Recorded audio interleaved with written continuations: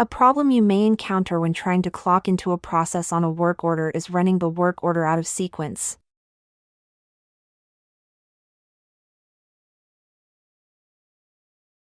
And so in the system settings, if we have checked process in order, then when we're looking at a work order,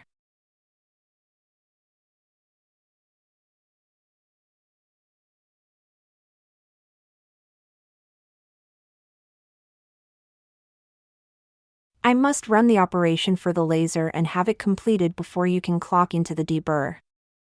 The deburr has to be completed before press break.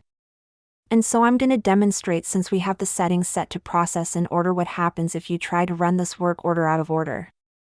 And so when we see this work order, we see that there is not an operation that has been completed. I will try to clock in on the press break and notice that laser and deburr are not complete. So we will come over here to Orders, Scan into Work Order. I am going to scan the barcode for press break. And then I am going to scan my employee badge.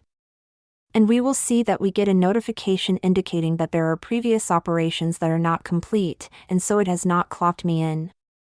We can go back and look at the part. We see that nothing is completed. We can look at the dashboard and see that I'm not clocked in. Now if I go back to the part, since laser is the first operation, I will be able to scan into the laser. So I'm going to scan the barcode for laser. I'm going to scan my employee badge, and we can see I have been clocked into work order 173. And when I click the dashboard, here we are, I can clock out of this work order. I'll scan my employee badge. We'll say that I ran 50 parts, yes to move it, and we'll clock out. We go back to Sample Customer, and when this part is shown, we'll see that laser is checked as complete. And so now I would be able to clock into the deburr process. I still wouldn't be able to clock into the press break until deburr is done. So this is another problem that can occur while trying to clock in and out of the work order, if the setting process in order is checked in your system settings.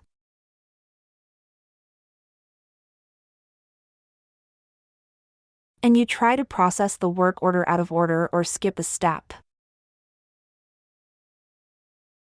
The setting is so that you can require each step of the work order to be complete in the order it is defined on the engineering master. This ensures compliance and that every part of the operations have been complete.